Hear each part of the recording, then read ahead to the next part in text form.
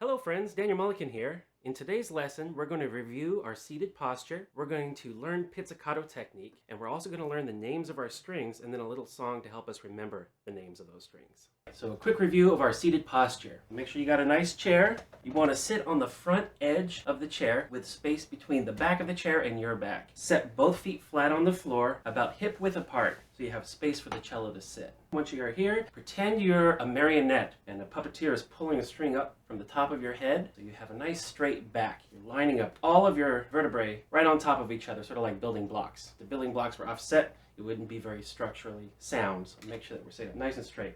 Once we have this much, go ahead and pick up your cello. Remember, from the heel and the C-bout for safety. Put the cello on your knee, bring the end pin out to the proper length, and we're going to tighten the end pin screw. Have the cello lean into you. 3 points of contact. Button is over your heart. The C peg is at your ear, and right below the C-bouts we have these corners, and they're going to sit right above your knee. So let the cello lean into you, and we're set.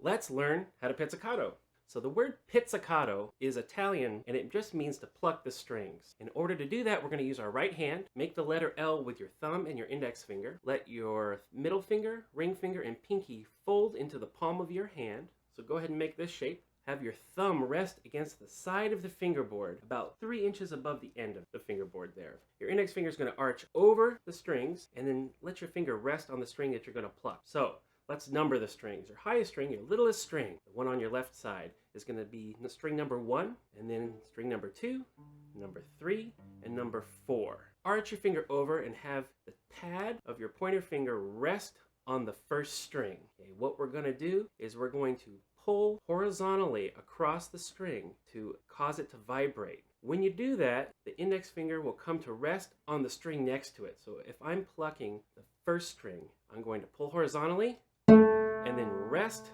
on the second string. It's very important that we don't pull vertically or up because we'll get a pop sound.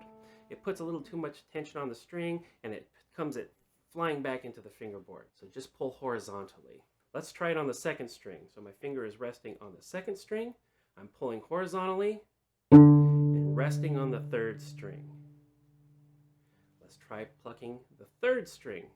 My index finger is resting on the third string. I'm going to pull horizontally and rest on the fourth string. Now the fourth string is a little different because we don't have a string next to it. So what we're going to do is pull horizontally across the fourth string, and my index finger is just going to go into my palm. One last little detail. Our elbow is going to be the vehicle that's going to move our finger from string to string. Notice that when I'm on the first string, my elbow is rather high. And as I go to the second string, the third string, and the fourth string, my elbow is lowering.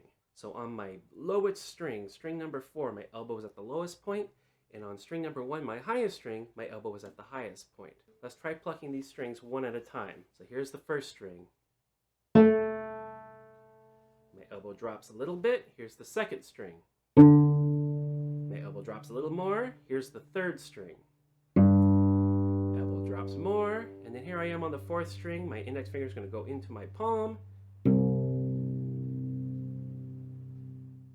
Now that we know how to pluck the strings, let's learn the names of our strings. The first string, our highest string, is called A. A good way to remember that is our first string is the first letter of the alphabet, A. Sounds like this. That's the A string. The second string is the D string.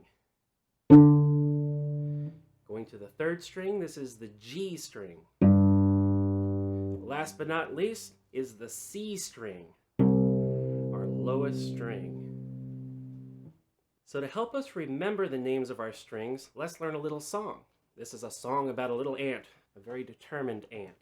The song goes, there are ants, ants, ants. Now the word ant starts with the letter A, which refers to our A string. These ants are digging in the dirt, dirt, dirt. D. Dirt starts with D. And they are going underground, ground, ground. So ground starts with the letter G, just like our G string. And they are digging all the way to China. China, China, China. So here's the song. There are ants, ants, ants, digging in the dirt, dirt, dirt, underground, ground, ground, all the way to China, China, China. So let's go ahead and play this song. So I'm plucking the string 3 times and having a little space in between each note. So let's do it. 1, 2, 3. There are ants, ants, ants, digging in the dirt, dirt, dirt, underground, ground, ground, all the way to China, China, China. I'll see you next time on our next video, which is all about the bow. In the meantime, practice, practice, practice your pizzicato.